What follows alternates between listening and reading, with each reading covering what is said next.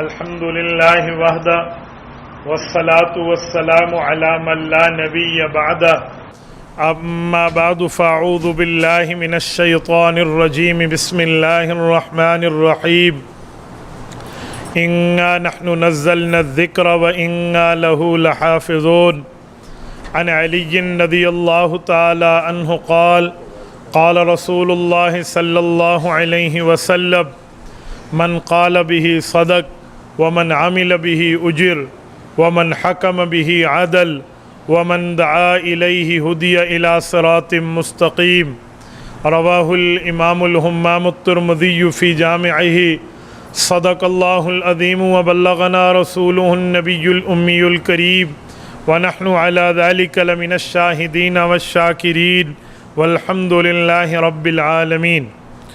معزز دوستو، آج 17 اپریل 2023 بروز پیر ہے، بمطابق 27 رمضان المبارک سن 1444 ہجری۔ میرے دوستو، رمضان المبارک کا مہینہ مقدس اور بابرکت اللہ نے ہمیں عطا فرمایا ہے۔ دیکھیں، رمضان المبارک کو ہم نے بڑے اچھے طریقے سے گزارا۔ اگر ہم پوری زندگی رمضان کی طرح پہ گزاریں تو ہماری موت عید کی خوشی جیسے ہوگی۔ بہتر ہے کہ بندہ اس رمضان المبارک کی عبادات کو اپنی دنیاوی عبادات کی ریہرسل سمجھے کہ اس کے مطابق میں نے زندگی گزارنی ہے۔ اور رمضان المبارک تو یہ نیکیوں کا سیزن کہلاتا ہے۔ حضور پاک صلی اللہ علیہ وآلہ وسلم نے فرمایا کہ من تقرب فیہ بخصلۃ کان کمن ادی فریضۃ فیما سوا، اس مہینے میں نفل پڑھنے والے کو فرض کے برابر ثواب ملتا ہے۔ صحابہ کرام نے سوالیہ نظروں سے اللہ کے رسول کو دیکھا کہ اگر ہم فرض پڑھیں تو حضور پاک علیہ السلام نے فرمایا ومن ادی فیہ فریضہ، اگر آپ فرض پڑھیں گے کان کمن ادی لہ 70 فریضۃ فیما سوا، آپ کو باقی مہینوں کے 70 فرضوں کے برابر ثواب ملے گا۔ تو اتنا بڑا مہینہ اللہ نے ہمیں عطا فرمایا، اور پھر آج قرآن کریم مکمل ہوا یہاں تراویح کے اندر۔ یہ بہت بڑی سعادت اور بہت بڑا رتبہ ہے۔ جن لوگوں نے اس کو سنا ہے یا جن زبانوں نے ان کو پڑھا ہے، اللہ تعالیٰ ان سب کو مبارک فرمائے۔ میرے دوستو، علماء نے لکھا ہے کہ قرآن کریم کی ختم کی تقریب میں اللہ تعالیٰ دعائیں قبول فرماتے ہیں۔ اگر بندہ کوئی دعا مانگے تو قرآن کریم کی ختم کی تقریب میں مانگے تو رب کریم کی رحمت خاصہ متوجہ ہوتی ہے اور اس کی دعائیں قبول ہوتی ہیں۔ دیکھیں، ہم نے قرآن کریم کو مکمل تراویح میں سن لیا ہے، تو اس کا فائدہ کیا ہے؟ میرے دوستو، اس کا فائدہ کل قیامت میں اللہ تعالیٰ کے سامنے ہمارے کان قرآن کی سماعت کے گواہی دیں گے، اور اگر کسی آدمی کے اعضاء سے قرآن کریم کے حق میں گواہی آ جائے تو قرآن کریم کا وعدہ ہے کہ قرآن کریم اس کی جنت کی سفارش کرے گا۔ میرے دوستو، قرآن کریم کا ختم ہو جانا، قرآن کریم کا مکمل ہو جانا اور تراویح کے اندر اس کو سن لینا، تو یہ نہ سمجھیں کہ اب تراویح ہی ختم ہو گئی ہے۔ ہمارے ہاں بعض لوگوں میں یہ غلط فہمی مشہور ہوتی ہے کہ ہماری مسجد میں ختم القرآن ہو گیا ہے، بس اب کے بعد ہم نے تراویح نہیں پڑھنی۔ قرآن کریم مکمل سننا علیحدہ سنت ہے، اور تراویح کو پورا مہینہ پڑھنا علیحدہ طریقہ ہے۔ تو لہٰذا تراویح جاری رہے گی، قرآن کریم کا ختم مکمل ہوا۔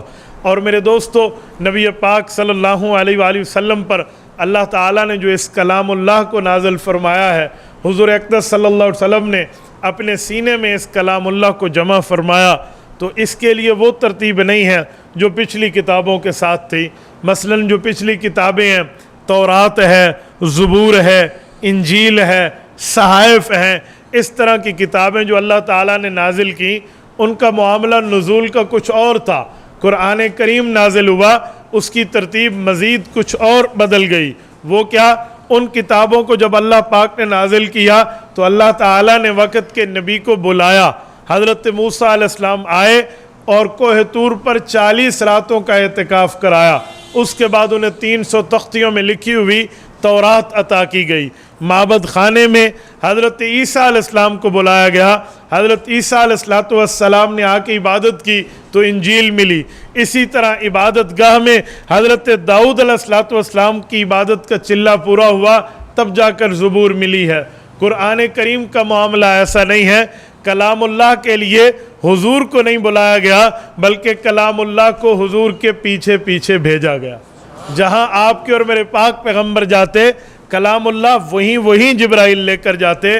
اگر بندہ تورات کو دیکھے، انجیل اور صحائف کو دیکھے، تو اس میں ایک ہی طرح کی آیات ہے، ایک ہی طرح کی صورتیں جو ایک مقام پہ لکھی ہوئی ملی ہیں۔ قرآن کریم کی صورتیں اور آیات 10 قسم کی ہیں، مختلف وقتوں میں، مختلف زمانوں میں، مختلف جگہوں میں قرآن کریم اترا ہے، اس لیے اس کی 10 اقسام ہے۔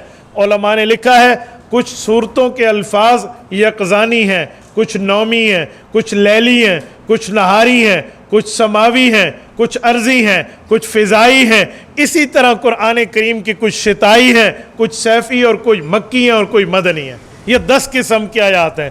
کیا مطلب؟ صیفی کا معنی جو گرمی میں اتری، شتائی کا معنی جو سردی میں اتری، نہاری کا معنی جو دن میں نازل ہوا قرآن کریم کا حصہ، اور اس طرح لیلی کا معنی جو رات میں نازل ہوا، ارضی کا معنی جب حضور پاک علیہ السلام زمین پہ تھے تو وہ حصہ نازل ہوا، اور سماوی کا معنی جب حضور علیہ السلام آسمان کے سفر پہ جا رہے تھے تو وہی اتری، اور اسی طرح فضائی کا معنی کہ ابھی نہ آسمان پہ تھے نہ زمین پہ تھے، درمیان میں تھے، اس وقت اللہ تعالیٰ نے آیات اتاری ہیں، جیسے آیات تسلی اور حوصلہ موجود ہے۔ اور کچھ آیات وہ ہیں جنہیں نومی کہا جاتا ہے کہ حضور علیہ السلام بستر نیند پر آئے تو اللہ تعالیٰ نے وہ آیات نازل فرما دی، اور کچھ آیات وہ ہیں جو یقظانی پیغمبر علیہ السلام کے جاگنے کا انتظار کیا گیا، جبرائیل امین جاگنے کا انتظار کر رہے ہیں، حضور اٹھے تو آیات پیش کر دی۔ اور کچھ آیات وہ ہیں جو مکی ہیں، یعنی ہجرت سے پہلے اتری، اور کچھ مدنی ہیں جو ہجرت کے بعد اتری۔ یہ 10 قسم کی آیات اور صورتوں کی اقسام ہمیں یہ بات بتاتی ہے کہ قرآن کی عظمت بھی بڑی ہے اور رسول اللہ کی عظمت بھی بڑی ہے۔ تو جب اتنے بڑے نبی پاک کی ذات اقدس پہ اتنے بڑے کلام اللہ کو نازل کیا گیا، تو میرے دوستو اللہ تعالیٰ کے اس کلام میں کتنی خیریں اور کتنی بھلائیاں موجود ہوں گی۔ اور اس پر میں ایک جملہ آپ کی خدمت میں عرض کرتا ہوں۔ حافظ صاحب نے قرآن پاک نماز پہ ہمیں سنا دیا، ہم نے سن لیا، ہمارا ایمان قرآن سننے سے بڑھتا ہے، ہمارے ایمان کو جلا ملتی ہے، روشنی ملتی ہے، طاقت ملتی ہے۔ لیکن ایک سوال ہے، اللہ کی بات مخلوق تو سن نہیں سکتی تھی، مخلوق اللہ کی بات کیسے سن سکتی ہے؟ حالانکہ قوم موسیٰ علیہ السلام نے حضرت موسیٰ سے مطالبہ کیا تھا، ہم اللہ کی بات سننا چاہتے ہیں، اللہ کو دیکھنا چاہتے ہیں، تو حضرت موسیٰ علیہ السلام نے فرمایا رب تمہیں دنیا میں اپنی بات سننے کی طاقت نہیں دی، لہٰذا یہاں رکو، وقت کے نبی نے اللہ کی بات سنی، اس کو مانو۔ قوم نے کہا نہیں، ہم خود اپنے خالق و مالک کو دیکھیں گے اور بات سنیں گے۔ تو جب 70 بندے کوہ طور پہ آئے، حضرت موسیٰ علیہ السلام نے عرض کیا اللہ ارین اللہ جہرا، ان کا مطالبہ ہے ہم آپ کو دیکھنا چاہتے ہیں۔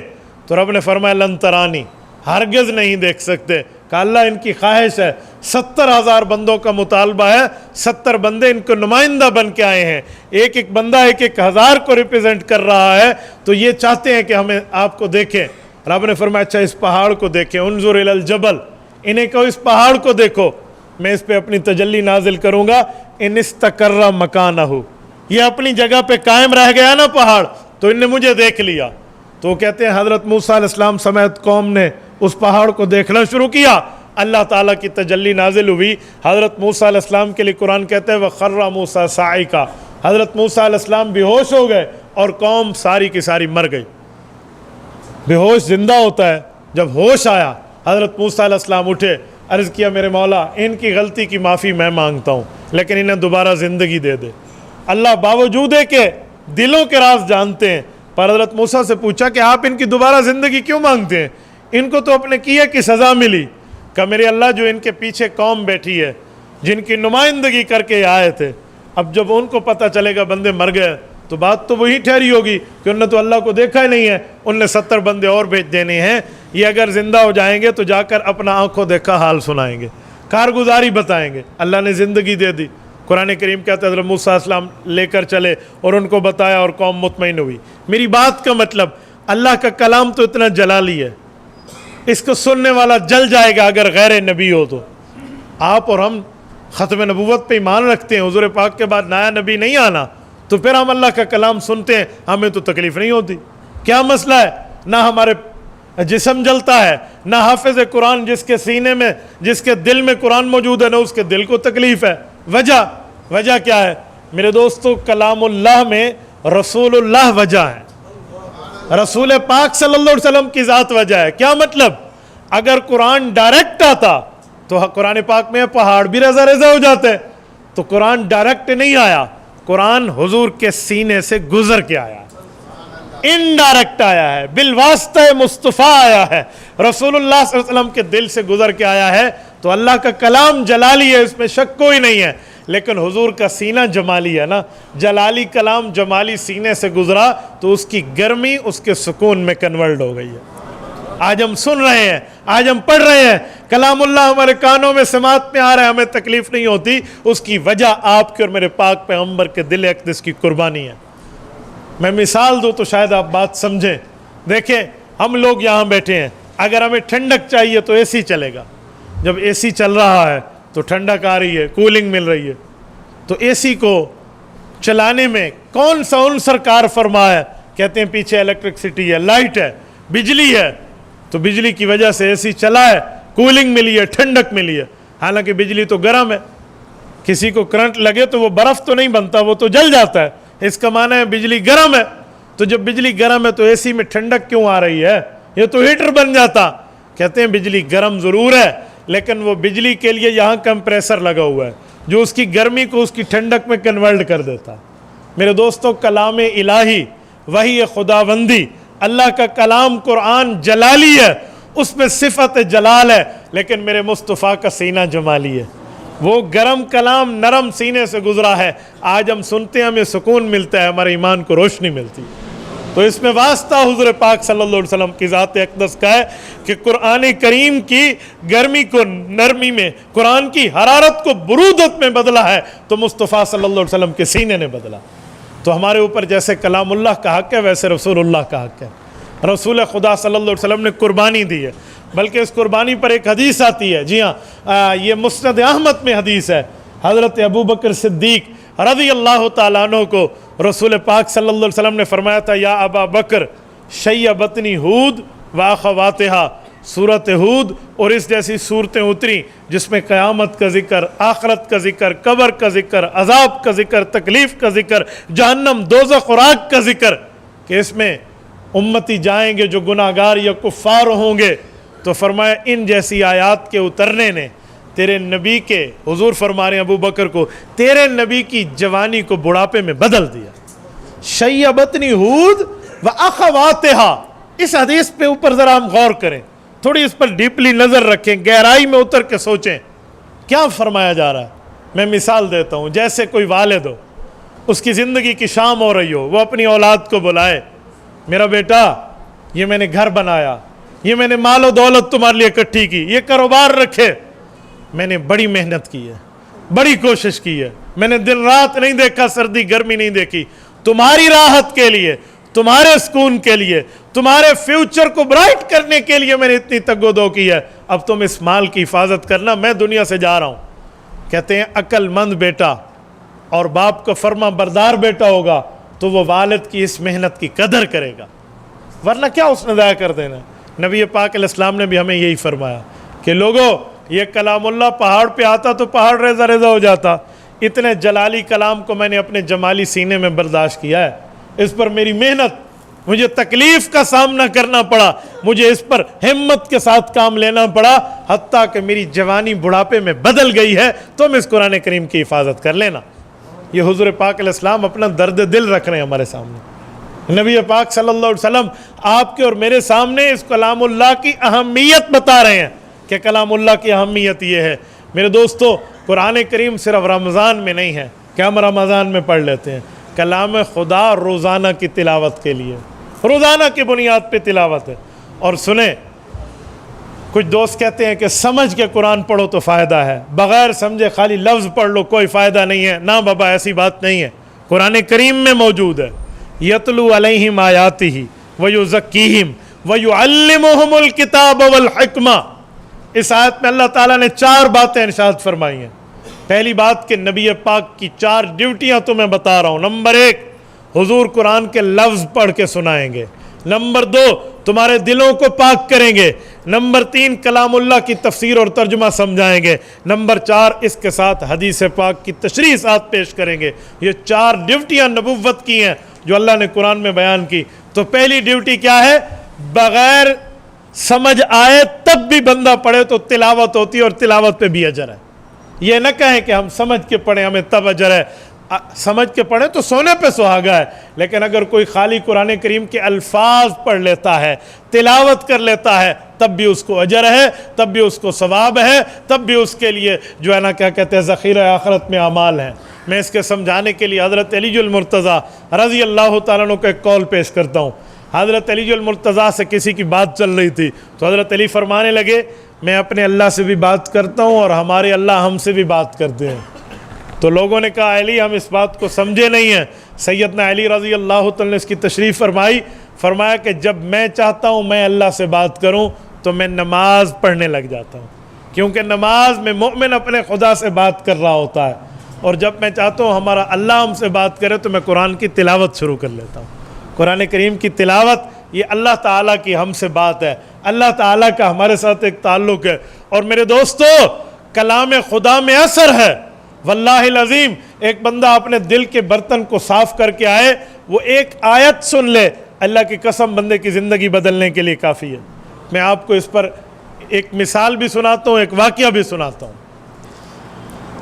حضرت رسول اللہ صلی اللہ علیہ وسلم کی مکی زندگی شروع کی زندگی ہے، قرآن کریم کا مختصر حصہ اترا تھا، تو مکہ کے کافر نبی پاک کا کلام قرآن کریم سن کے طعنہ دیتے کہ آپ تو جادوگر ہیں، آپ تو جادو کرتے ہیں، ساحر ہیں، نعوذ باللہ مجنون ہیں، یہ مشہور کرا دیا ان لوگوں نے۔ تو اسی اثناء میں ابو جہل کا ایک بزنس پارٹنر تھا جس کا نام ہے طفیل ابن عمر، قبیلہ دوس کا ہے، یہ حضرت ابو ہریرہ رضی اللہ عنہ کا قبیلہ ہے، قبیلہ بنی دوس۔ وہ آئے مکہ مکرمہ ابو جہل سے اپنی وصولیاں کرنے کے لیے، کاروباری تعلق تھا، پہلے بھی آتے رہتے تھے۔ اس بار آئے تو رات کو سونے سے پہلے ابو جہل نے انہیں کپاس کے 2 پھمبے اٹھا کے دیے کہ یہ 2 کپاس کے پھمبے ہیں، یہ اپنے پاس دونوں کانوں میں رکھ لیں۔ انہوں نے کہا جی کیوں؟ کہا ہمارے علاقے میں ایک جادوگر آیا ہے، نعوذ باللہ۔ کہا جادوگر آیا ہے؟ وہ ایسی باتیں کرتے ہیں کہ لوگ اس کے گرویدہ ہو جاتے ہیں، تو میں نہیں چاہتا تو باہر کا بندہ ہے تیرے کانوں میں وہ پڑ جائے اور تمہیں کوئی نقصان اٹھانا پڑے۔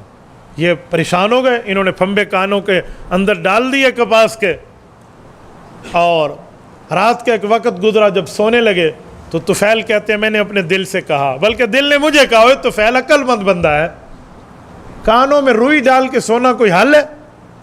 یار اپنے کانوں سے روئی نکال لے، اگر وہ کوئی بات کرے گا تو اس کی سن لینا، ٹھیک بات ہوگی تو ماننے میں کیا حرج ہے، اور بری بات ہو تو ٹھکرا دینا۔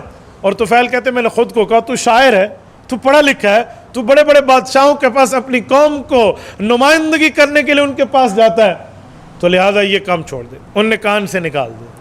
وہ زمانہ شور شرابے کا تو نہیں تھا، بڑا خاموش زمانہ تھا۔ نبی پاک علیہ السلام رات کو سورۃ طٰہٰ کی نماز میں تلاوت فرما رہے تھے، اور عین حرم مکی میں کعبۃ اللہ کے سامنے طٰہٰ ما انزلنا علیک القرآن لتشقیٰ، یہ نبی پاک علیہ السلام کی زبان پہ الفاظ ہیں، اور پڑھ رہے ہیں اور مکہ کی فضائیں گونج رہی ہیں۔ تو یہ آوازیں طفیل بن عمر کے کان میں بھی گئی۔ یہ پہلے تو بستر سے اٹھ کے اس کے بعد اس آواز کی اتباع میں چلنے لگے۔ میں نے کہا نا کلام خدا میں کتنا اثر ہے۔ چلتے چلتے اس آواز کو ڈھونڈتے ڈھونڈتے رسالت مآب علیہ السلام کے بالکل کمر کے پیچھے آ کے ٹھہر گئے، جہاں حضور تلاوت کریں پیچھے ٹھہر گئے، اور یہ سن رہے ہیں۔ نبی پاک صلی اللہ علیہ وسلم نماز مکمل فرمائی، اور اس کے بعد ان کی طرف متوجہ ہوئے کہ پیچھے آ کر بیٹھ گئے تھے۔ تو حضور پاک علیہ الصلوۃ والسلام کی ان سے بات ہوئی، تو طفیل بن عمر نے وہاں پر پوچھا کہ جو آپ پڑھ رہے ہیں یہ آپ نے کہاں سے پڑھا ہے، آپ نے کس سے سیکھا ہے؟ تو نبی پاک علیہ السلام نے اپنی نبوت کا تعارف کرایا کہ نبی کسی کا شاگرد نہیں ہوتا، نبی اللہ سے پڑھتا ہے، مجھے اللہ تعالیٰ نے ایک کلام سکھایا ہے۔ آپ کا اللہ آپ کو کیا کہتا ہے؟ کہ میرا اللہ کہتا ہے کہ سجدے کے قابل میں ہوں، نظر و نیاز کے قابل میں ہوں، عبادت کا مستحق میں ہوں، یہ پتھر کی مورتیاں نہیں ہیں، یہ تو اپنے اوپر سے تکلیف دہ چیز تو چھوڑو، مکھی کو نہیں ہٹا سکتے، یہ تمہاری مشکلیں پوری کریں گے۔ یہ دلائل دیے نبی پاک علیہ السلام نے۔ تو طفیل نے کہا یہ بات تو بالکل ٹھیک ہے، کیا مسئلہ ہے کہ یہ لوگ آپ کی مخالفت کرتے ہیں، آپ کے بارے میں غلط کہتے ہیں، آپ کے اور نظریات، نبی پاک نے مکمل اپنی دعوت پیش کی، انہوں نے کہا اس کو ماننے میں کوئی حرج نہیں ہے، اسی موقع پہ کلمہ پڑھ کے مشرف اسلام ہو گئے۔ یہ طفیل بن عمر ہے، اور اللہ تعالیٰ نے اس شخص سے کام کتنا لیا۔ آج حدیث پاک کی کتاب اٹھائے نا، شاید کہ حدیث پاک کی کتابوں کا کوئی صفحہ حضرت ابو ہریرہ کے نام کے بغیر ہو، تقریباً ہر صفحے پر عن ابی ہریرہ رضی اللہ عنہ عن رسول اللہ صلی اللہ علیہ وسلم، حضرت ابو ہریرہ یوں فرماتے ہیں، حضور پاک نے یوں فرمایا، یہ ابو ہریرہ سن کے بتا رہے ہیں، یہ حضرت ابو ہریرہ ہے۔ حضرت ابو ہریرہ جس کی دعوت پہ مسلمان ہوئے ہیں وہ طفیل بن عمر دوسی ہے، جس نے یہاں کلمہ پڑھا ہے۔ تو کلام اللہ میں تو اثر ہے، اور کلام اللہ کا اثر ایسے ہے میرے دوستو، صرف انسان نہیں، جنات بھی اس کلام اللہ کا اثر لیے بغیر نہیں رہے۔ سورۃ الاحقاف میں ہے فلما حضروہ قالوا انصتوا۔ رسول اللہ صلی اللہ علیہ وسلم صبح کے وقت نماز میں تلاوت فرما رہے ہیں، جنات کی جماعت گھومتے پھرتے حضور پاک علیہ السلام کے پیچھے آ گئی۔ انصتوا، ایک دوسرے کو کہا چپ ہو جاؤ، چپ ہو جاؤ، سنو یہ کیا کہہ رہے ہیں۔ تو سب نے سنا۔ سورۃ جن کے پہلے رکوع 29ویں پارے میں اس کی پوری تفصیل موجود ہے کہ ایک دوسرے کو کہنے لگے۔ جنات کا معاملہ یہ تھا کہ حضور پاک کی اعلان نبوت سے پہلے یہ آسمان پہ جاتے تھے، فرشتے ایک دوسرے سے گفتگو کرتے تو یہ سن لیتے، وہاں سے بات اچک لیتے، اور نیچے آ کے کاہنوں کو، راہبوں کو، اپنے عاملوں کو بتاتے، اوپر سے جو سنتے اتنی بڑھا کر ان کو بتاتے، اور یہ اتنی زیادہ بڑھا کے لوگوں کو سناتے۔ تو ان کے بارے میں مشہور تھا کہ یہ بڑی باتیں کرتے ہیں، پہنچی ہوئی سرکار ہیں، جو ان کے راہب ہوتے تھے اور ان کے جو ہے نا کیا کہتے ہیں کاہن ہوتے۔ جب سے اعلان نبوت ہوا تو جو جن اوپر جانا چاہتا اس کو آگ کا چوہا لگتا، وہ نیچے آ جاتا۔ تو جنات اس بارے میں پریشان تھے، ان کو ان کے سردار نے بھیجا، جاؤ دیکھو مسئلہ کیا ہے، دنیا میں کون سی تبدیلی آ گئی ہے کہ ہمارے دروازے آسمان سے بند ہو گئے۔ شہاب رصدا، ہمارے پاس تو ایک جو ہے نا آگ کا بگولا آتا ہے اور ہمیں کھا جاتا ہے۔ تو وہ گھوم رہے تھے، نصیبین علاقہ جو دمشق کا ہے، یہ وہاں کے جنات تھے، مکہ مکرمہ گھاٹی سے گزر رہے ہیں۔ حضور اقدس صلی اللہ علیہ وسلم جہاں یہ بیعت عقبہ ہوئی ہے، مینا میں آج جائیے، اللہ تعالیٰ آپ کو لے جائے، اللہ آپ کی برکت سے ہمیں لے جائے۔ مسجد ابو جعفر جو ہے نا یہ اسی کے قریب وہ جگہ تھی، اس جگہ نبی پاک علیہ السلام ہے، اور وہ تلاوت سنی تو ٹھہر گئے، ایک دوسرے کہنے لگے ہاں یہی وہ تبدیلی ہے جو دنیا میں آئی ہے، اس لیے ہمارا وہاں سے اوپر وہ راشن پانی بند ہو گیا، ہم اوپر نہیں جا سکتے۔ تو حضور پاک سے ان کی ملاقات ہوئی، اور ملاقات میں انہوں نے نبی پاک علیہ السلام سے باتیں پوچھی ہیں، معاملات پوچھے ہیں، اپنا تعارف کرایا۔ یہ 6 ملاقاتیں ہوئی اللہ کے رسول سے مختلف وقتوں میں جنات کی، اسے کہتے ہیں لیالی الجن، لیلۃ الجن کے جنات سے ملاقاتیں 6 مرتبہ۔ 3 ملاقاتوں میں ایک صحابی حضرت عبداللہ بن مسعود رضی اللہ عنہ، وہ فرماتے میں شریک تھا، نبی پاک علیہ السلام مجھے ساتھ لے جاتے، ایک جگہ بٹھایا اور دائرہ لگایا، مجھے فرمایا عبداللہ یہاں سے نہ نکلنا، یہاں بیٹھ جاؤ۔ آپ علیہ السلام گئے۔ حضرت عبداللہ بن مسعود کہتے ہیں میں صرف باتیں سن رہا تھا، عجیب قسم کی آوازیں تھی جو مجھے سمجھ نہیں آ رہی، جنہوں نے حضور پاک کو گھیرا ہوا اور سوال کر رہے ہیں۔ میری بات کا مطلب جنات وہاں آئے ہیں، ایسے جنات بھی آئے ہیں جو حضرت موسیٰ علیہ السلام کے وقت کے ان کے صحابی ہیں، 3500 سال پہلے کا زمانہ حضور سے، اور 600 سال پہلے کا زمانہ حضرت عیسیٰ علیہ السلام کے وقت کے صحابی ہیں۔ وہ اپنے نبی کے سلام بھی دے رہے ہیں اور خاتم النبیین پر ایمان لا رہے ہیں اور قرآن کریم کو تسلیم کر رہے ہیں۔ تو اس کلام میں تو اتنا اثر ہے کہ نہ انسان اس سے متاثر ہوئے رہ سکتا ہے، نہ جنات رہ سکتے۔ تو آج کیا وجہ ہے کہ ہم کلام اللہ سنتے ہیں، ہمارا دل بدلتا تو ہے لیکن ہم اس پہ عمل نہیں کرتے، بعض اوقات معاملہ بدل جاتا ہے۔ تو میرے دوستو اس کی 2 وجہ ہیں۔ نمبر 1 تو حضور پاک سے ہمارا زمانہ بہت دور ہو گیا، 1400 سال کا سفر بنا ہے۔ نمبر 2 ہم نے اپنے آپ کے دل کے برتن کو اللہ کے لیے خالی نہیں کیا نا، ہم نے اللہ کے لیے تنہائی رکھی نہیں ہے نا، ہم ہر معاملے میں کوئی نہ کوئی معاملہ کچھ اور رکھتے ہیں۔ ٹھیک ہے زمانہ بہت دور ہے، اس زمانے میں بخشش بھی تو بہت آسان ہے نا۔ احادیث پاک میں اشارے ملتے ہیں، حضور پاک نے اپنے صحابہ کرام کو جو باتیں فرمائی تو حدیث کے اشارے ہیں کہ میرے صحابہ آج 100% دین پہ عمل کرنے والا 100% ہی کرے گا تو بخشا جائے گا، ایک زمانہ آئے گا 10% عمل کرنے والا بخشا جائے گا۔ تو اس زمانے کو کہا گیا جس وقت ہاتھ میں چنگاری پکڑنا مشکل ہے، کل قابض علی الجمرہ، فرمایا آخر زمانے میں دین پہ عمل ایسے مشکل ہو جائے گا جیسے یہاں پر آپ ایک انگارہ رکھ کے اس کو پکڑ لیں۔ تو یہ زمانہ ہے، ہمیں اپنے دل کے برتن کو خالی رکھ کے بیٹھنا چاہیے۔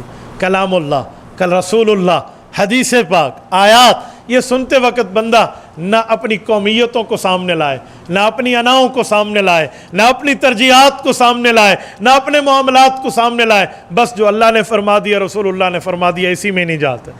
کیا دنیا میں ہم نے ہمیشہ رہنا ہے بھائیوں؟ کیا دنیا میں ہمیشہ بندے نے زندگی گزارنی ہے؟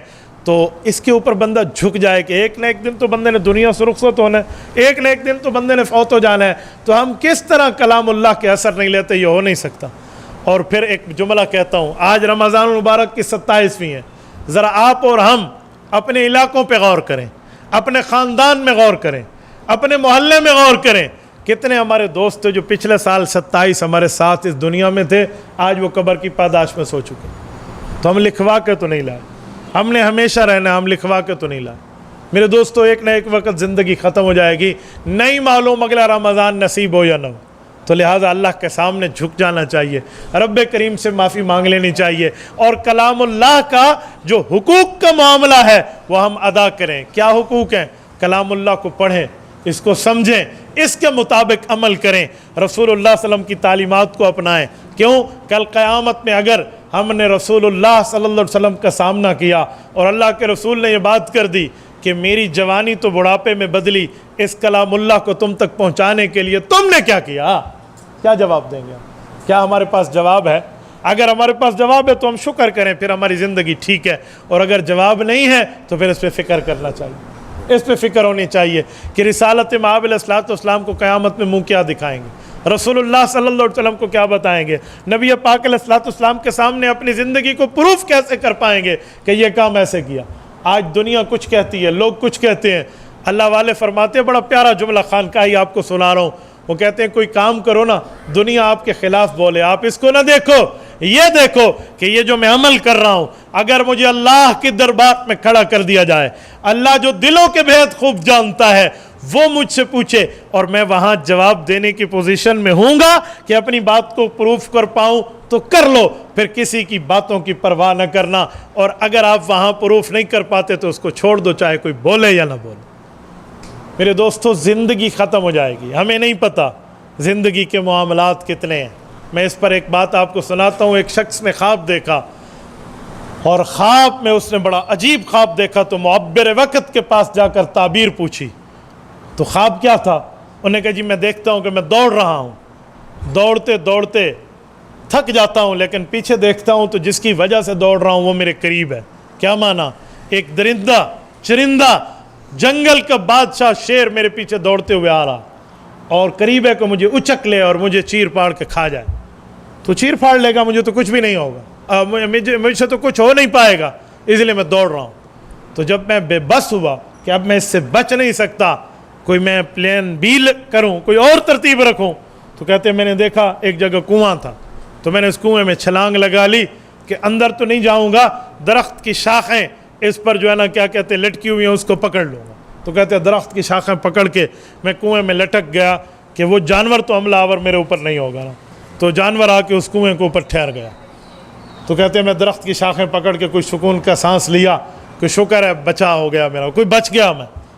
لیکن ایک عجیب کام تھا، وہ کام یہ تھا کہ دو پرندے آ گئے، ایک سفید رنگ کا اور ایک سیاہ رنگ، ان کی لمبی لمبی چونچ ہے اور نوک ہے ان کی، وہ منہ اس کے لمبے لمبے کینچی کی طرح، اور وہ آ کر ان شاخوں کو کاٹ رہے ہیں جس پر میں لٹکا ہوا ہوں۔ تو وہ تو شاخیں کاٹ لیں گے، میں جن کو پکڑا ہوا تو گر جاؤں گا، کوئی 5-10 شاخیں کتنی اب ٹہنیاں میرے ہاتھ میں آنی ہیں۔ کہتے میں نے نیچے دیکھا کہ کنواں گہرا کتنا ہے، تو نیچے 2 سانپ ہے جو اس طرح حرکت کر رہے ہیں کہ میں جاؤں اور یہ مجھے اپنا نوالا بنا لیں۔ تو میں تو ہڑبڑا کے اٹھ گیا۔ جب میں اٹھا تو میں نے اپنے ارد گرد ماحول کو دیکھا کہ شکر ہے یہ اوریجنل نہیں تھا، یہ حقیقت نہیں تھی، یہ خواب تھا۔ تو میں پسینے سے شرار بور، اب دن تو ہو گیا ہے، رات کو دیکھا تھا، نہ مجھ سے کچھ کھایا جاتا ہے نہ پیا جاتا ہے، اے معبر وقت مجھے اس کی تعبیر بتاؤ، میرے ساتھ کیا ہونے لگا ہے؟ یہ میں نے آنکھوں میں رات کو دیکھ لیا۔ تو معبرین نے کہا کہ خواب آپ کی ذات کا نہیں ہے، یہ تو پوری انسانیت کا معاملہ آپ کو ایک رات کی نیند میں دکھا دیا گیا۔ کیا مطلب؟ فرمایا یہ ملک الموت تمہارے پیچھے دوڑ رہا ہے، یہ دوڑنا تمہاری زندگی ہے، جس کنویں میں چھلانگ لگائی ہے یہ تم دنیا میں ہو، اور جن شاخوں کو پکڑا ہوا ہے وہ شاخیں تمہاری زندگی کے چند سال چند ماہ جتنا تو نے گزارنا ہے وہ ٹائم ہے۔ اور جو اوپر پرندے بیٹھے ہیں وہ سفید پرندہ دن ہے اور سیاہ پرندہ رات ہے جو تمہاری زندگی کو کاٹ رہے ہیں، اور نیچے تیری قبر کے اعمال ہیں جو تیرے ساتھ ہونا ہے۔ میرے دوستو، اس وقت وہ کالا پرندہ ہماری زندگی کو کاٹ رہا۔ اے غافل، یہ گھڑیال تجھے دیتا ہے منادی، گردوں نے گھڑی عمر کی ایک اور گھٹا دی۔ کوئی نہیں پتا کہاں ہونا ہے نہیں ہونا۔ آج اتنی اچھی رات ملی، اچھے ماحول میں بیٹھے، اچھی جگہ میں بیٹھے، اچھے کام کے بعد اور عبادت کے بعد بیٹھے ہیں، تو روٹھے ہوئے خدا کو ہم منا لیں، اللہ تعالیٰ کے سامنے جھک جائیں کہ اللہ آج تک اگر غفلت کی زندگی گزری، آئندہ غفلت کی زندگی نہیں گزرے گی۔ اور میرے دوستو، رب کریم کو منانا اپنی ماں کو منانے سے زیادہ آسان ہے۔ ماں کو منانے سے زیادہ آسان ہے۔ کیا مطلب؟ سنیں، سچی توبہ کہتے ہیں جس میں 3 چیزیں ہوں۔ نمبر 1، گناہ کو چھوڑ دے۔ نمبر 2، بندہ اس گناہ پہ شرمندہ ہو۔ نمبر 3، آئندہ نہ کرنے کا ارادہ ہو کہ نہیں کروں گا۔ یہ 3 شرطیں اس کے دل میں۔ اگر اسی طرح بار بار غلطی کر کر کے جب ماں کو منانے بیٹھیں تو ماں تو دل کا حال نہیں جانتی، وہ تو دل کے حالات سے واقف نہیں، کہے گی مجھے دھوکہ دے رہا ہے، جھوٹ بول رہا ہے، لیکن اللہ تو دلوں کے بھید جانتے ہیں نا۔ اگر سچی توبہ دن میں 100 مرتبہ بھی کر لے تو 100 مرتبہ بھی قبول ہو جانی ہے نا۔ کیوں؟ اللہ دل کے بھید جانتے ہیں کہ واقعی اس بندے کا دل اس وقت گواہی دے رہا ہے اس سے غلطی ہو گئی۔ تو میرے دوستو، جب اس طرح کا معاملہ ہے تو پھر اللہ کو منانا کون سا مشکل ہے؟ اللہ تعالیٰ کو منانا بہت آسان ہے، بہت آسان ہے۔ اللہ تعالیٰ نے ہمارے لیے کئی سے کئی ذرائع رکھ دیے ہیں، ان میں سب سے بڑا ذریعہ یہ نماز کا ہے۔ حضرت مولانا جمیل احمد رحمۃ اللہ علیہ، مفتی جمیل صاحب، امام جامع مسجد رائمنڈ، ایک جملہ فرمایا کرتے تھے، میں نے ان کی منہ سے کئی بار سنا ہے۔ فرماتے تھے کہ کبھی کوئی دعا اللہ تعالیٰ سے قبول کروانی ہو نا تو 2 رکعت نماز نفل پڑھ لو۔ حدیث پاک میں ہے 2 نفل جو میرا مسلمان امتی پڑھ لیتے ہیں، اس کے بعد اسے پیکج مل جاتا ہے، ایک دعا قبول ضرور ہونی ہے، جو چاہو مانگ لو، جو چاہو مانگ لو، اللہ تعالیٰ عطا فرماتے ہیں۔ میرے دوستو، رب کریم کا کرم ہے، احسان ہے کہ اللہ تعالیٰ نے ہمیں بغیر مانگے ماں کی گود میں کلمہ دیا ہے، بغیر مانگے اللہ تعالیٰ ہمیں اپنے گھر میں لا کر بٹھا دیا ہے۔ تو اس پر اللہ تعالیٰ کا شکر بھی ادا کریں اور شریعت پہ بھی عمل کریں اور قرآن کریم کی اس محفل میں اپنے آپ کی اس دعا کو قبول کروائیں۔ اور اس کے ساتھ میں ایک جملہ مزید کہتا ہوں۔ کچھ لوگ پوچھتے ہیں ہماری عبادت قبول ہوئی یا نہ ہوئی، یہ بھی شیطان وسوسہ ڈالتا ہے، تو نے کام کیا قبول ہوا یا نہ ہوا۔ اس کی آسان مثال خانقاہوں میں اللہ والے دیا کرتے ہیں۔ وہ کہتے ہیں اگر آپ میرے گھر آئے ہیں اور میرا بیہیویئر آپ سے ٹھیک تھا تو آپ اگلی بار بھی آنے میں جھجک محسوس نہیں کریں گے، آپ میرے گھر آ جائیں گے۔ اس کا معنی پچھلی مرتبہ جو آئے تھے میں آپ سے راضی تھا، اگر ہمیں دوسری وقت عبادت کے لیے آنا مسجد میں نصیب ہو گیا ہے تو اللہ تعالی ہم سے پچھلی عبادت پہ راضی ہے۔ ورنہ کسی کے گھر بغیر رضا کے آپ جا کے دکھاؤ کہ بندے کی گت وہاں کیا بنتی ہے، حالت بندے کی کیا ہو جائے گی۔ تو ہم اللہ کے گھر میں، اللہ کے دربار میں، ہمارے ایک دوست ہیں، اللہ تعالیٰ ان کو جزائے خیر عطا فرمائے، اللہ تعالیٰ نے اس شخص کو ہدایت دی، وہ دنیا دار کے 100% دنیا داری ماحول سے دینداری میں آیا۔ میں نے ان سے پوچھا کہ تمہاری زندگی بدلی تو کوئی خاص واقعہ؟ اس نے کہا میری زندگی تبدیل ہوئی ہے، اس کی ایک وجہ ہے کہ میں نے بہت مانگا، پتہ نہیں کس وجہ سے میری دعائیں قبول نہیں ہو رہی تھی۔ کہتے ایک رات میں رات کو 2-3 بجے مسجد چلا گیا اور میں نے مسجد کا دروازہ کھٹکھٹایا اور وہیں پہ ٹھہر کے دعا مانگی۔ میں نے کہا اللہ ہمارے دروازے پہ کوئی آ کے کھٹکھٹائے، ہم دروازے پہ چل کے آنے والے کی بات مان لیتے ہیں، مولا اب تو اخیر ہو گئی، میں تیرے گھر چل کے آ گیا۔ میرے دوستو، اس نیت سے بندہ اللہ کے سامنے کرے اور یقین مانیے اس چیزوں پر اللہ تعالیٰ کی رحمت الہی متوجہ ہوتی ہے، اللہ کی رحمت متوجہ۔ حدیث پاک میں کہ جو شخص بیٹھا بیٹھا لا الہ الا اللہ کہے، ایک دفعہ ہم سب کہہ لیں لا الہ الا اللہ محمد رسول، ایک مرتبہ کہے، فرمایا اللہ کے عرش کے سامنے ایک ستون ہے، ایک پلر ہے جو ہلنے لگ جاتا ہے۔ باوجود علم کہ اللہ پوچھتے کیوں ہل رہا، کہ اللہ آپ کی رحمت کا وعدہ تھا کہ جس نے لا الہ الا اللہ کہا میں اس کی معافی قبول کروں گا۔ زمین پہ آپ کے اس بندے نے لا الہ الا اللہ کہا اور ابھی تک اس کی معافی قبول نہیں ہوئی۔ رحمت الہیہ متوجہ ہو جاتی ہے، اور خصوصاً ان جیسے اچھے وقتوں کے اندر تو قرآن کریم جیسے ختم میں ہم بیٹھے ہیں تو اس کی عظمت کے لیے میں مطالبہ یہ رکھوں گا کہ جیسے انہوں نے کلام اللہ ہمیں سنا کر ہمارے دلوں کو ٹھنڈا کیا ہے، ہم خود بھی اپنے سینوں کو کلام الہی سے منور کریں اور اپنی اولادوں کو بھی پڑھائیں۔ میرے دوستو، اپنی اولادوں کو پڑھاؤ، یقین مانیے جس کی اولاد قرآن کریم کے معاملات سے پڑھ گئی نا، اس شخص کو کل قیامت میں نور کا تاج ملنا پکا ہو گیا۔ حدیث پاک میں البس والدہ ہو تاجا، ماں باپ کو اللہ تاج عطا فرمائیں گے قیامت میں۔ اچھا وہ تاج کیسا ہوگا؟ فرمایا ضوءہ احسن من ضوء الشمس، اس کی روشنی سورج کی روشنی سے زیادہ ہوگی۔ مجھے بتائیں اتنا بڑا مقام اس بندے کو مل رہا ہے جس نے اپنی اولاد کو پڑھایا۔ تو اپنی اولاد کو بندہ قرآن پڑھائے، اپنی اولاد کو بندہ مقام بتائے، مرتبہ بتائے۔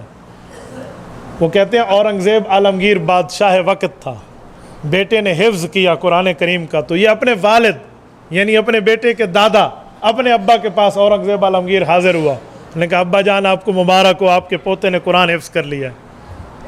تو والد نے کہا مبارک ہو بیٹا، آپ کو اللہ آپ کو خوش رکھے۔ لیکن وہ خوشی جو چاہیے تھی، اس کو مطلوب تھی، یہ جو پر امید تھا کہ ابا کے چہرے پہ یہ خوشی آئے گی، وہ نہیں آئی۔ جب اس نے وہ محسوس نہیں کی تو بڑے ادب سے پوچھا کہ ابا جی آپ کے چہرے پہ جو خوشی آنی چاہیے تھی وہ نہیں آئی، کیا وجہ ہے؟ تو ان کے والد نے بڑا عجیب جملہ فرمایا، کہا بیٹا آپ نے صحیح محسوس کیا ہے، وہ خوشی نہ آنے کی ایک وجہ ہے کہ تو حافظ نہیں ہے۔ کہا میں نہیں سمجھا۔ کہا حدیث پاک نہیں ہے جس کی اولاد حفظ کرے اس کے والدین کے سر پہ تاج سجے گا؟ کہا جی ہاں۔ کہا میرے لیے بڑی خوش قسمتی ہے، میری اولاد نے حفظ کیا ہے، لیکن تاج تیرے سر پہ سجے گا، تیری بیوی کے سر پہ سجے گا، میرے سر پہ نہیں سجے گا۔ میرے سر پہ تو تب سجے گا جب تو قرآن کا حافظ ہوتا۔ کہتے ہیں امور سلطنت سے ایک وقفے کے لیے کوئی 6 ماہ کے لگ بھگ کا زمانہ اورنگزیب عالمگیر نے اجازت لے لی، کہا میرے نائب کام کریں گے۔ خلوت میں بیٹھ کے قرآن کریم کو آدھے سال میں پورا کیا اور اپنے ابا کو جا کے کہا کہ ابا جی آپ کے چہرے پہ خوشی دیکھنا چاہتا تھا، آج آپ کا بیٹا بھی قرآن کا حافظ بن چکا ہے۔ میرے دوستو قرآن کریم کا کچھ حصہ تو بندہ اپنے اندر رکھے، اپنے پاس قرآن کریم پڑھا ہوا تو ہونا چاہیے۔ آج یہ عالم ہے، ہم دنیا سے چلے جاتے۔ آؤ میں اللہ کے گھر میں بیٹھا ہوں، میں اپنی بات سناتا ہوں۔ میں ایک جنازہ پڑھانے کے لیے گیا، جنازہ گاہ میں جنازے کی طریقہ بتایا اور قبلہ رخ ہو کے ہاں جی بندے پورے ہوئے جی اللہ اکبر کریں۔ میں نیت کرنے لگا تو میت کے بیٹے نے میرے ہاتھ سے پکڑا، سر ایکسکیوز می، جی بیٹا بتاؤ۔ کا کان میں کہتا ہوں۔ میں نے شروع میں سمجھا خود جنازہ پڑھانا چاہتے اپنے ابے کا، تو میں نے کہا ٹھیک ہے بیٹا پڑھائے تو بہت اچھا، لیکن یہ بات نہیں تھی۔ مجھے کہتے ہیں مجھے جنازہ نہیں آتا، میں 3 دفعہ قل واللہ پڑھ لوں۔ ایک کیڈٹ کالج کا اسٹوڈنٹ تھا۔ میں دنیاوی تعلیم سے منع نہیں کرتا، کالج یونیورسٹی پڑھائیں، لیکن قرآن کریم بھی تو پڑھائیں نا، کلام اللہ بھی تو پڑھائیں نا۔ اگر ہم نے یہ نہیں پڑھایا تو کیا ہوگا؟ آج لوگ کہتے ہیں میں مر گیا میری اولاد کا کیا ہوگا؟ اگر ہم یہ سوچ لیں کہ میری اولاد مر گئی اس کا آخرت میں کیا ہوگا، تو ہمیں اس پہ کچھ سوچنا چاہیے۔ ہمارے ایک دوست ہیں، اللہ ان کو بخشے، وہ فوت ہو گئے، ان کے 3 بیٹے ماشاءاللہ قرآن کریم کے قاری ہیں۔ جب وہ فوت ہوئے نا تو اس کی قبر پہ 3 بیٹے بیٹھ کر قرآن کریم پڑھ رہے تھے، تو مجھے حدیث پاک یاد آئی۔ صحیح مسلم میں حدیث پاک ہے، ایک صحابی ہیں حضرت عمرو ابن عاص رضی اللہ عنہ، بلکہ ان کا پورا واقعہ سنا دوں، توجہ۔ سیرت میں آتا ہے کہ جب یہ اسلام لانے آئے نا حضور پاک علیہ السلام کے پاس، تو حضرت خالد بن ولید کے ساتھ اکٹھا مکے سے آئے تھے ایمان لانے کے لیے۔ جب یہ مکہ مکرمہ سے چلے تھے نا تو اس وقت جبرائیل امین کو اللہ نے زمین پر بھیجا کہ جاؤ رسول اللہ کو بتاؤ یہ 2 بڑے سردار مکہ کے ایمان کے لیے آ رہے ہیں۔ تو حضور پاک نے ان کے آنے سے پہلے صحابہ کو خوشخبری دی کہ مکہ مکرمہ کی زمین نے اپنے جگر کے 2 ٹکڑے تمہاری طرف پھینک دیے۔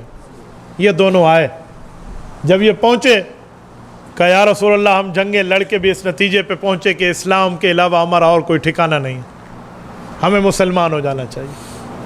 حضرت خالد بن ولید آگے بڑھے، حضور پاک نے ہاتھ پھیلائے، انہوں نے ہاتھ پھیلائے، ہاتھوں میں ہاتھ دے کے کلمہ پڑھ کے مشرف با اسلام ہو۔ حضرت عمرو ابن عاص ذہین آدمی ہے، جب ان کی باری آئی نا حدیث پاک میں کہ حضرت رسول اللہ صلی اللہ علیہ وسلم نے ہاتھ بڑھائے، انہوں نے ہاتھ بڑھاتے ہوئے پیچھے کر لی۔ حضور پاک صلی اللہ علیہ وسلم نے پوچھا مالک یا عمر، کیا ہوا، ہاتھ کیوں پیچھے کر لیے؟ کہ یا رسول اللہ انا اشترط، میرا دل چاہتا ہے میں آپ سے ایک معاہدہ کروں پھر کلمہ پڑھوں۔ نبی پاک علیہ الصلوۃ والسلام حتی الوسع، جتنا ہو سکتا تھا کوئی اسلام لانے کے لیے جو معاہدہ مانگتا حضور پاک علیہ السلام فرما لیتے۔ کہ ماذا تشترط، کیا وعدہ چاہتے ہو؟ کہ یا رسول اللہ بڑے غلطیاں کی ہیں، بڑے گناہ کیے ہیں، آپ کے مقابلے میں کئی بار آیا ہوں، لیکن اب اسلام دلوں میں گھر کر گیا ہے۔ ہم نے سنا ہے کہ جو بندہ دین کا مخالف ہو اس کو اسلام بتاتا ہے کہ آخرت میں سزا ہونی ہے۔ مجھے آگ کے عذاب سے بڑا ڈر لگتا ہے۔ آپ میرے ساتھ ایک ہی وعدہ کر لیں، میں کلمہ پڑھ کے آپ کی بات کا پابند رہوں گا، لیکن اللہ سے جنت لے کر مجھے آپ دیں گے۔ نبی پاک علیہ السلام نے ہاتھ پھیلائے ہوئے ہیں، کیا عالم ہوگا جب حضرت عمرو بن عاص یوں کیے ہوئے ہیں اور حضور ہاتھ آگے رکھے ہوں۔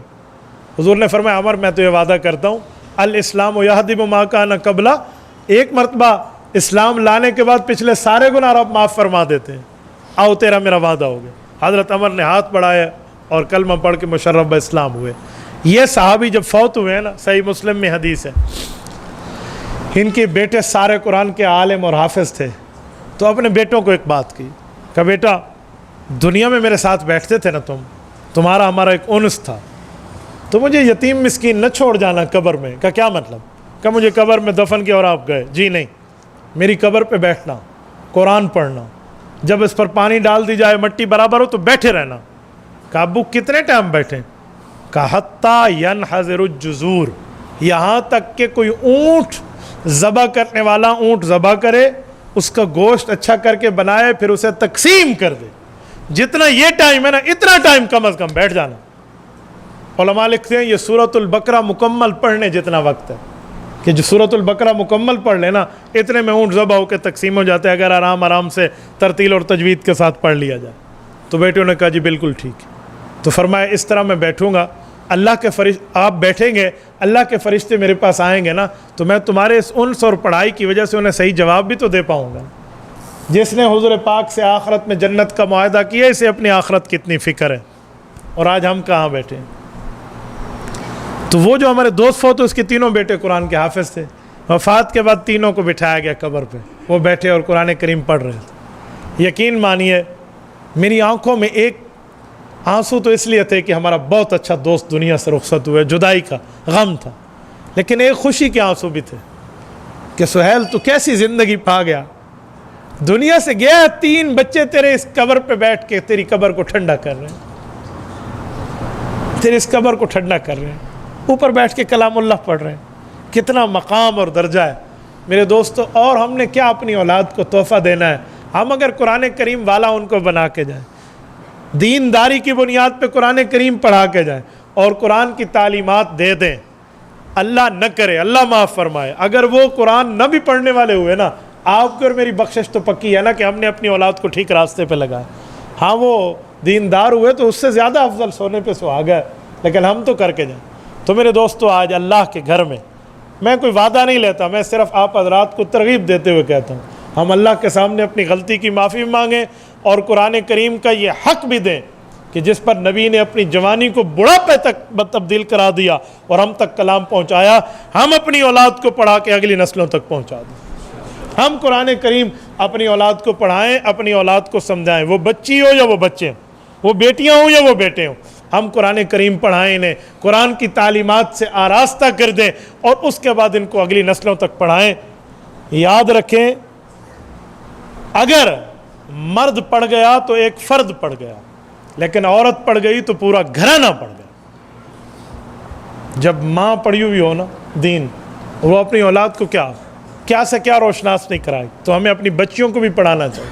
مجھے یاد ہے ہماری والدہ کی قبر پہ اللہ کروڑوں اربوں رحمتیں نازل فرمائے، میں رات کو سوتے وقت اپنی ماں سے روزانہ کی بنیاد پہ حضرت موسیٰ علیہ السلام اور فرعون کا واقعہ قرآن کریم کا سن کے سوتا، ابو جہل اور رسول اللہ کے واقعات ہمیں سناتی، نمرود اور حضرت ابراہیم علیہ السلام کے معاملات بتاتی، شیطان اور حضرت اعظم علیہ السلام کا واقعہ، یہ میں نے والدہ سے بچپنے میں سنے ہیں۔ ایسے واقعات یہ ازبر تھے کہ جس وقت میں قرآن کریم کی تفسیر کا امتحان دے رہا تھا نا، یقین مانیے تفسیری واقعہ سامنے آتا تو پڑھنے کے بعد ایسے لگتا جیسے شروع سے پڑھ چکا۔ کیوں؟ وہ والدہ کی طرف سے دماغ میں فٹڈ تھے، موجود تھا۔ تو میرے دوستو ہمیں بھی اپنی بچیوں کو پڑھانا چاہیے تاکہ نسل در نسل آگے معاملہ چلے۔ کریں گے نا انشاءاللہ؟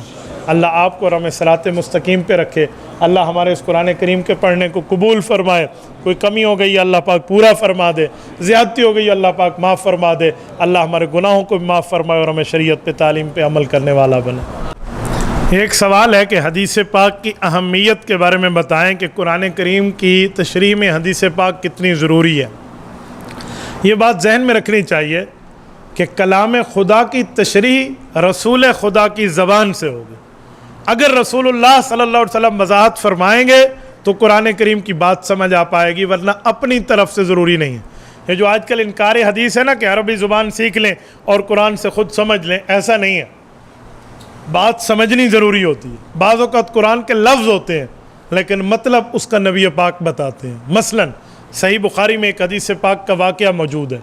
حضور اقدس صلی اللہ علیہ وسلم پر قرآن کی آیت اتری کہ سحری کھانے کا وقت کب ختم ہوتا ہے؟ فرمایا وَكُلُوا وَاشْرَبُوا حَتَّى يَتَبَيَّنَ لَكُمُ الْخَيْطُ الْأَبْيَضُ مِنَ الْخَيْطِ الْأَسْوَدِ۔ فرمایا کالا اور سفید دھاگا یہ آپس میں جدا ہوں گے، سحری کھانے کا وقت ختم ہو جائے گا۔ حضرت عدی بن حاتم طائی رضی اللہ تعالیٰ نے 2 دھاگے لیے اور آپس میں ملا دیے، اپنے سرانے کے نیچے رکھے۔ صبح ان کو دیکھیں جدا نہیں ہوئے، سحری کھا رہے ہیں، پھر دیکھیں جدا نہیں ہوئے، سحری کھائے جا رہے ہیں۔ اذان بلالی آ گئی، اجی روک دیں، سحری رک گئی۔ حضور پاک علیہ السلام کی خدمت میں بعد میں عرض کیا کہ یا رسول اللہ ہم تو کھاتے رہے، دھاگے جدا ہی نہیں ہو رہے۔ اللہ نے فرمایا سفید دھاگا کالے دھاگے سے جدا ہوگا۔ پھر قرآن کا لفظ مزید اترا من الفجر، تو حضور پاک نے ان کو تشریح کر کے فرمایا کہ کالے دھاگے سے مراد رات ہے اور سفید دھاگے سے مراد دن ہے۔ تشریح پیغمبر نہ آئے تو ہم قرآن کریم کو کیسے سمجھ پائیں گے؟ اسی طرح کئی معاملات ہیں قرآن کریم کے جہاں پر حدیث پاک کے سمجھے کے بغیر وہ مسئلہ سمجھ نہیں آ سکتا۔ تو اس لیے احادیث پاک کو تسلیم کرنا، احادیث پاک کی تشریح کو ماننا، احادیث پاک کے ساتھ قرآن کریم کی تشریح کی مدد لینا یہ انتہائی ضروری ہے۔ اور یہ دیکھیں کہ قرآن کریم ہمیں یہ سوال کرتے ہیں کہ خود پڑھنا چاہیے۔ میرے دوستو قرآن کریم اگر ترجمے کے ساتھ سمجھنا ہے تو کسی نہ کسی سمجھنے والے کے سمجھانے، ایک عالم دین کی رہنمائی میں سمجھنا چاہیے۔ جو ترجمہ لکھا ہوتا ہے نا عام طور پہ اردو میں جو ہمیں بازار سے ترجمہ مل جاتا ہے، یہ قرآن پاک پڑھنے والے اسٹوڈنٹس کے لیے لکھا گیا ہے، طلباء کے لیے لکھا گیا ہے، ہر آدمی کے لیے نہیں ہے کہ جو ترجمہ لکھا ہے جی کر لیں۔ اسی طرح ہمیں میڈیکل کی بکس اگر ٹرانسلیٹ کے ساتھ مل جائیں، اس کی گائیڈ مل جائے، ہم کبھی وہ کتابیں اٹھا کے ڈاکٹر نہیں بن جائیں گے۔ ہم کہیں گے ہم نے میڈیکل پڑھنا ہے تو کسی ڈاکٹر کی رہنمائی میں پڑھنا ہے۔ تو قرآن کریم علماء کی رہنمائی میں سمجھیں۔ علماء سے تفسیر پڑھنا کوئی منع نہیں ہے، لیکن کسی سمجھنے والے کی بنیاد پہ سمجھیں۔ جو بندہ خود شروع کر دیتا ہے نا پھنس جاتا ہے۔ میں اس کی مثال دوں، ایک مرتبہ ایک شخص سے ہماری بات ہوئی، مجھے کہنے لگے ہمیں کسی مولوی کی ضرورت نہیں ہے، اسی خود ترجمہ پڑھ لینا ہے۔ میں نے انہیں کہا کہ قرآن کریم کی بہت سی آیات ایسی ہیں جو مسائل اور دلائل پر مشتمل ہیں، جہاں رہنمائی کے بغیر آپ نہیں سمجھ پائیں گے، آپ وہاں ٹھوکر کھائیں گے۔ بعض چیزیں آسان ہیں، نماز پڑھو، روزہ رکھو، حج کرو، زکوٰۃ دو، آسان ہے، لیکن کچھ مسائل ایسے ہیں، عقائد ایسے ہیں جہاں پر رہنمائی کی ضرورت ہے۔ انہوں نے کہا نہیں آج بڑا آسان زمانہ ہے، گوگل کر لوں گا، ترجمہ دیکھ لوں گا۔ تو میں نے ان سے کہا چلو میں ایک سوال کرتا ہوں، آپ نے قرآن کریم ترجمے کے ساتھ پڑھا ہے، ذرا مجھے ایک بات سمجھا دیں۔ کہنے لگے جی پوچھیں۔ میں نے کہا نماز میں رکوع پہلے کریں یا سجدہ؟ پوچھنے کی بات ہے، رکوع پہلے سجدہ بعد میں۔ میں نے کہا قرآن کریم کی آیت میں ہے سجدہ پہلے رکوع بعد میں۔ مجھے کہنے لگے کہاں ہے؟ میں نے کہا یا مریم اقنتی لربی کی وسجدی ورقعی، قرآن کہتا ہے مریم رکوع بعد میں کر، سجدہ پہلے کر، اور اللہ تعالیٰ سے تقوی اختیار کر۔ یہ حضرت مریم علیہ السلام کا نام لے کر قرآن کی آیت ہے۔ تو آیت تو ہے، میں نے نکال کے دکھا دی۔ کہتے ہیں اس کی تشریح میں تھوڑی بات ہوگی کہ یہ مریم علیہ السلام کی شریعت میں مسئلہ ایسے ہوگا۔ میں نے کہا مریم علیہ السلام تو نبی بھی نہیں ہے، تو جو نبی نہیں ہے تو ان کی شریعت کہاں سے آ گئی؟ عورت نبی بن نہیں سکتی، نبی جن سکتی ہے، یہ آپ نے مریم علیہ السلام کی شریعت کہاں سے بنا دی؟ اس طرح 2-3 سوالات ہوئے تو ان کا علم ختم ہو۔ اجی کسی مولوی تو پوچھ لینا ہے، میں کہ ضرورت کیڑی علماء تو پوچھن دی، گوگل کر لینا ہے، ایسے تو خود ترجمہ دیکھ لینا ہے۔ اللہ کے بندے قرآن کریم لاوارث کتاب نہیں ہے، رہنمائی میں سمجھیں گے۔ لف و نشر غیر مرتب کا اصول ہے، اس اصول کی بنیاد پہ لفظ پہلے ہے، پوری ترتیب ہے اس کے ساتھ۔ لف و نشر غیر مرتب کہتے ہیں کہ جب شریعت کے ہٹ کے کوئی بات آ جائے تو وہ بتانے میں پہلے ہے، کرنے میں آخر میں ہے۔ جب تک اس حدیث والا اصول سامنے نہیں رکھیں گے مسئلہ نکھر کے سامنے نہیں آئے گا۔ ایسے قرآن کریم کی آیت ہے کہ اللہ تعالیٰ نے 5000 فرشتے بھیجے جنگ بدر میں، 3000 بھیجے، 1000 بھیجے۔ تو اب ایک آدمی بیٹھے وہ کہ آیتیں تو 3 ہے، کہیں 3000 ہے، کہیں 5000 ہے، کہیں 1000 ہے، تو آیت کتنے فرشتے تھے بھائی؟